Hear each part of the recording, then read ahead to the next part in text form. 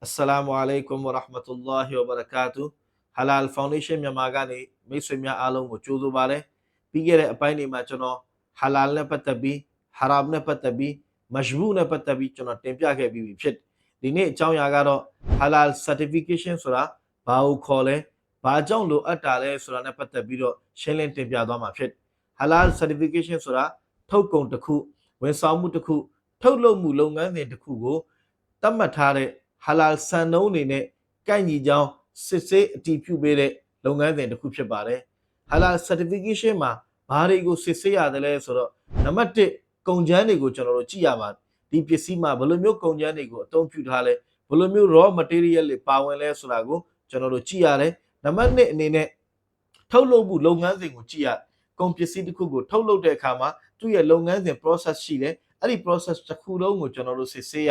နံပါတ်3အနေနဲ့ဒီလုပ်ငန်းမှာတန်ရှင်းနဲ့အညစ်အကြေးနဲ့ပတ်သက်ပြီးတော့ဘယ်လိုမျိုးသူ့ရဲ့ hygiene နဲ့ပတ်သက်ပြီးဘယ်လို control တွေလုပ်တယ်ဘယ်လိုမျိုးထိန်းချုပ်ထားတဲ့စနစ်ရှိလဲဆိုတာကိုကျွန်တော်တို့ကြည့်ရတယ်နံပါတ်4အနေနဲ့ storage တိုးလောင်တဲ့နေရာကိုလည်းကြည့်ရတယ် transportation လို့ခေါ်တဲ့ဒီတည်ယူပို့ဆောင်ရေးကဏ္ဍတွေကိုလည်းစစ်ဆေးရတယ်နောက်ဆုံးအနေနဲ့ကတော့ဒီလိုမျိုးကိစ္စတွေအားလုံးနဲ့ပတ်သက်ပြီးတော့မှတ်တမ်းမှတ်ရာတွေကျွန်တော်တို့ထားလေးရှိတယ်အဲ့ဒီမှတ်တမ်းမှတ်ရာတွေကိုစီမံခန့်ခွဲမှုစနစ်ဘယ်လိုရှိလဲဆိုတဲ့စတဲ့အချက်လက်တွေကိုသတ်မှတ်ထားတဲ့ halal စံနှုန်းတွေနဲ့ကိုက်ညီကြောင်းစစ်ဆေးအတည်ပြုပေးတဲ့လုပ်ငန်းစဉ်အဲ့ဒါကို halal certification လို့ခေါ်တယ် halal certification မှာဒါတွေကိုစစ်ဆေးရတာဖြစ်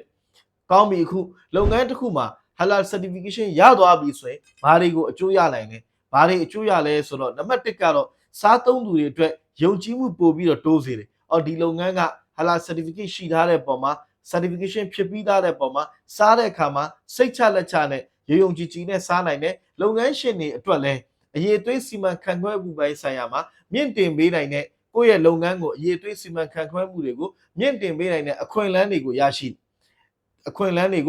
တယ်ဒါနဲ့မကသေးဘူးနိုင်ငံတကာ halal industry တွေကိုခြေချတော့မယ်နိုင်ငံတကာ halal နယ်ပယ်တွေကိုတွားရောက်ပြီးတော့ကိုဝင်ရောက်တော့မယ်ဆိုရင် halal certification ဟာအလွန်ကိုအရေးကြီးတဲ့အစိပ်ပိုင်းတစ်ခုအနေနဲ့ပါဝင်နေမှာဖြစ်သို့တော့ကျွန်တော်တို့သိထားအောင်မှာက halal certification ဆိုတာ logo လေးပါယုံနဲ့မဆိုတော့သေးဘူး logo ပါယုံနဲ့ halal certification လို့ပြောလို့မရသေးဘူးနောက်ွယ်မှာသူ့ရဲ့စံနှုန်းတွေရှိတယ်စစ်ဆေးမှုတွေရှိတယ်အဲ့ဒီအတိုင်းပဲ